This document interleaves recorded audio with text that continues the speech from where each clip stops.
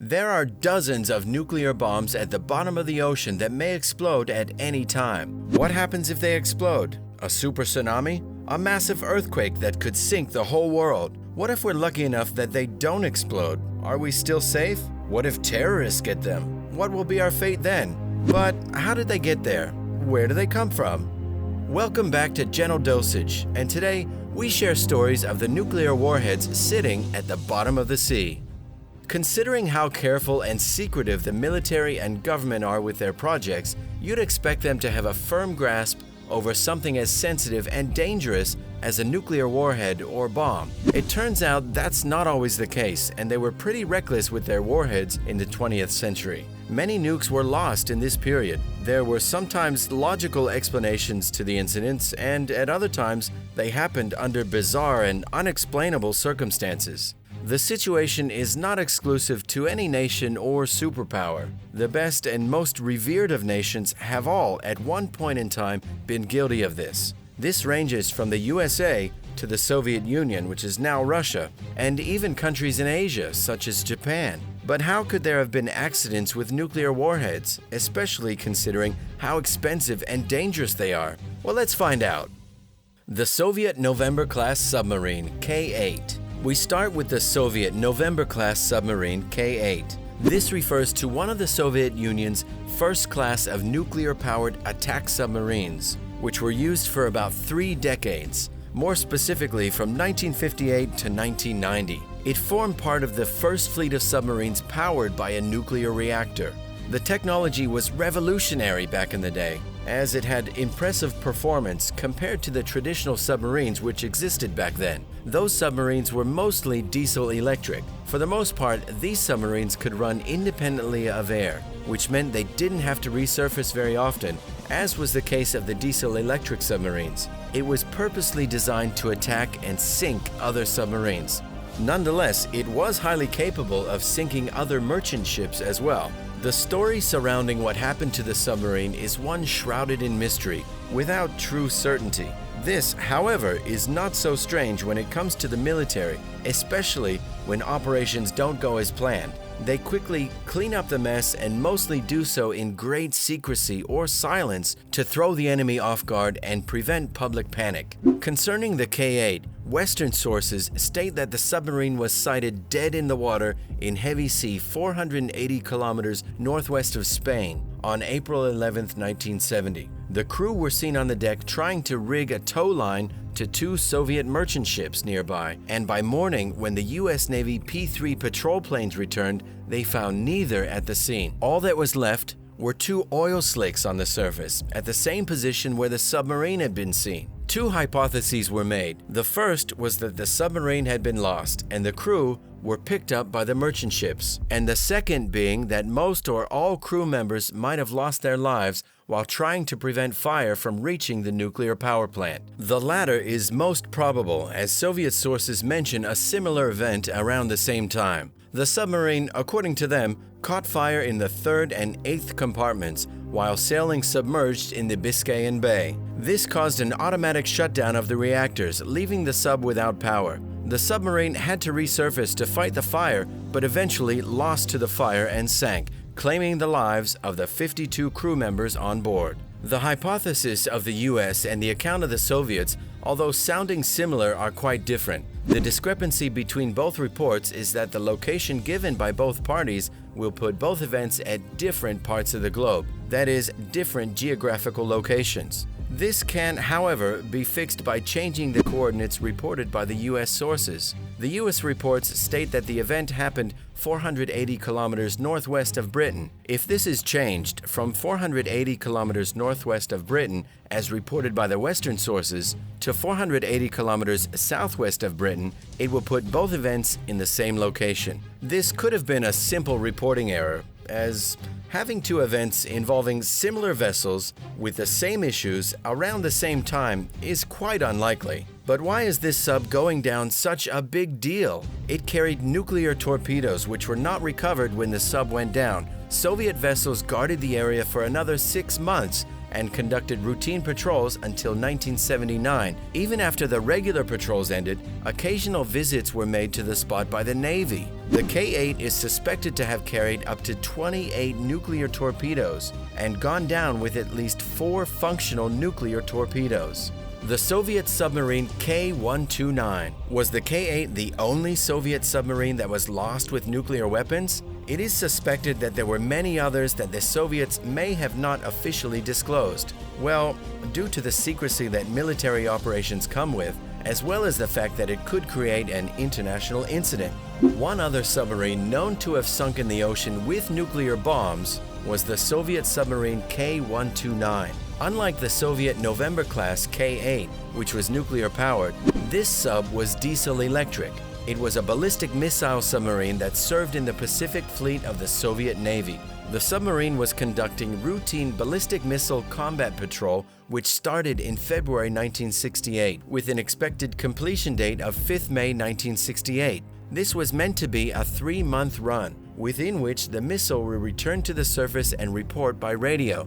The crew of the K-129 were not new to this directive, as this particular patrol will be the 3rd mission they were embarking on. Things, however, became alarming when no further radio check-ins were received from the K-129 after it crossed the 180th meridian. It was declared missing by the 3rd week of March. The Soviets made organized air, surface, and underwater search and rescue attempts to find and recover the submarine. Analyzing their actions, U.S. intelligence determined that it was likely a reaction to the submarine loss, and the U.S. got to work hoping to find it and recover it before them. Acoustic data from 4 Air Force AFTAC sites and Adak Alaska SOSAS array triangulated a potential event located to within 5 nautical miles, which was hundreds of miles away from where the Soviets had been searching. The data showed that the event could have happened on the 8th of March, which was barely 2 weeks after the K-129 had begun its mission. Further examination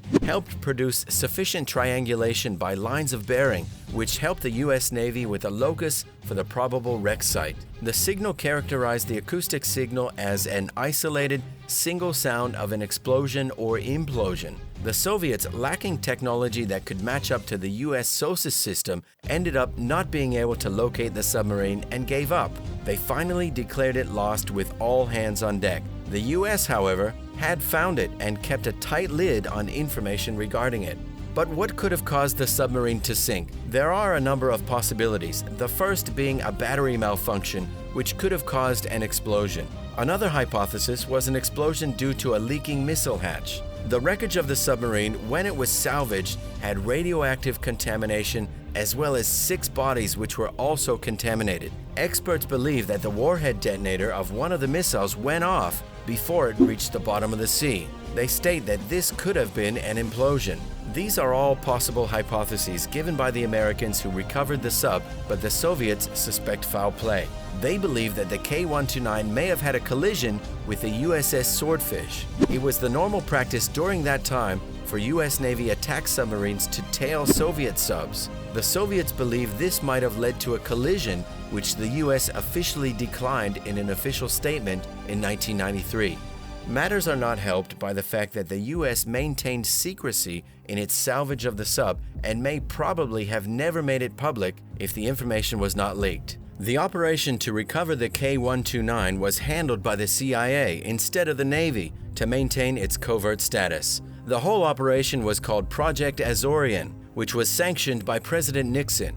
The CIA went as far as building the Hughes Glomar Explorer just for this purpose. It was built under the guise of mining manganese nodules from the seabed for an eccentric rich man, Hughes Glomar, whom the vessel was named after. It seemingly looked like it was his project, albeit it had the secret mission of recovering the K-129 sub. The means of recovery might seem laughable even in these times, but they succeeded in building a giant claw to lift the sub from the seabed where it rested. According to official statements, the giant claw failed to recover the whole sub as the K-129 broke into 2 during recovery, with the all-important second half, which consisted of the sail area and center section, falling back to the ocean floor. The recovered part, according to official statements released by the U.S., had 6 bodies that were contaminated with radiation. These bodies were buried secretly in steel coffins due to being contaminated.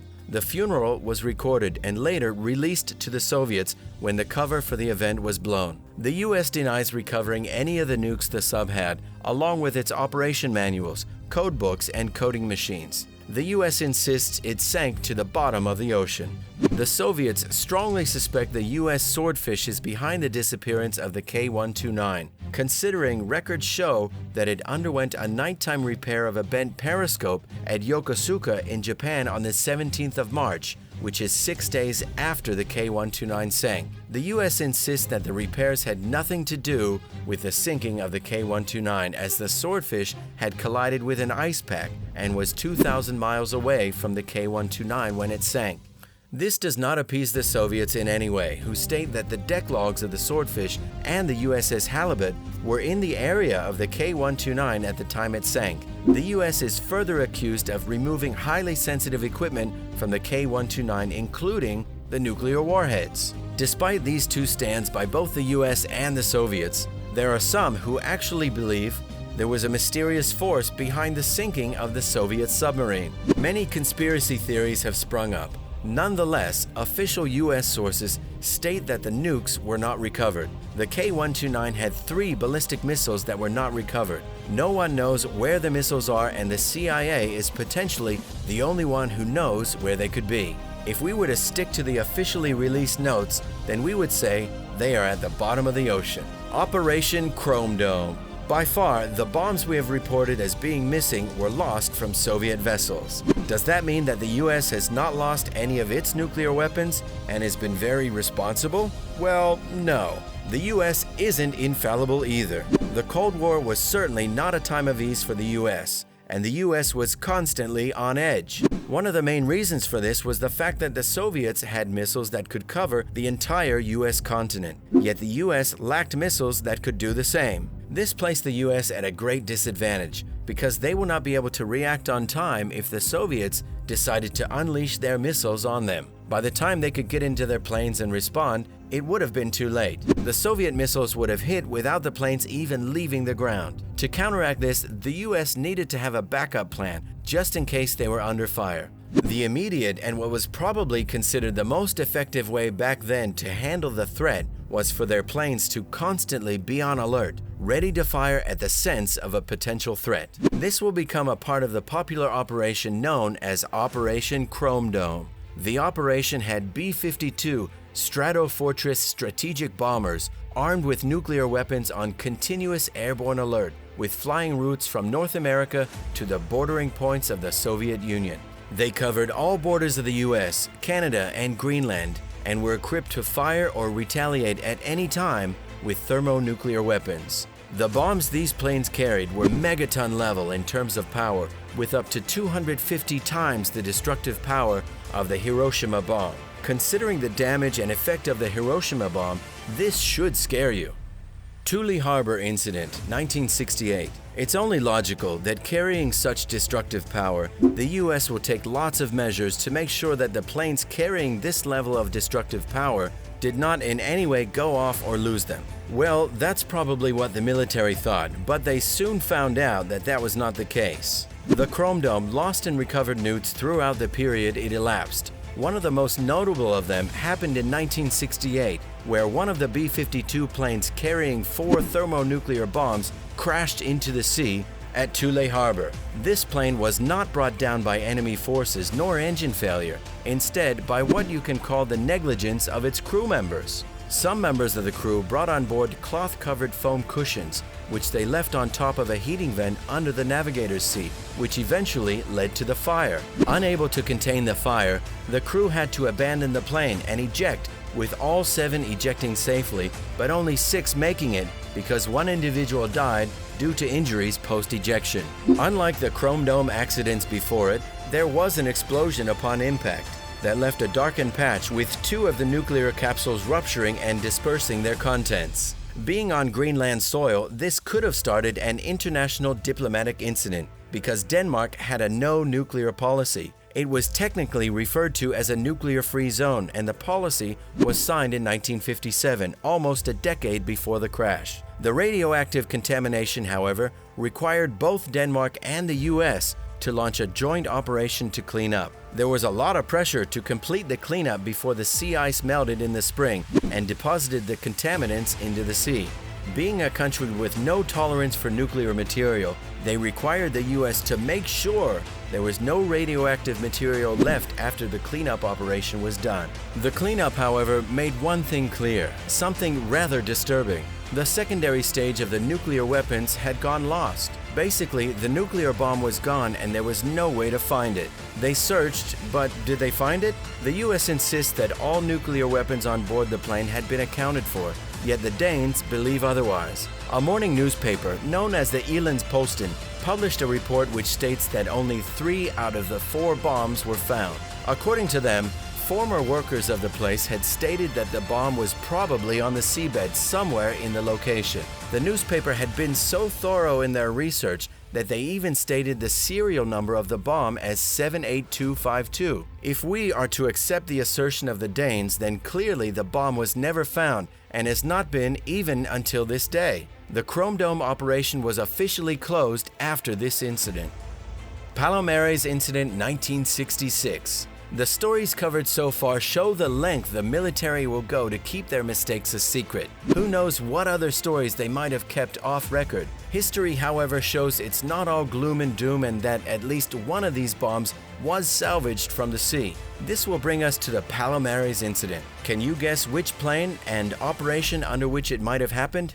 If you guessed a B-52 plane in the Chrome Dome operation, then you guessed right. In 1966, prior to the THULE incident, there was another B-52 crash, which is known as the Palomares incident. This might be one of the most unfortunate and bizarre incidents on today's list. It involves a KC-135 tanker that crashed into a B-52G bomber as it was refueling.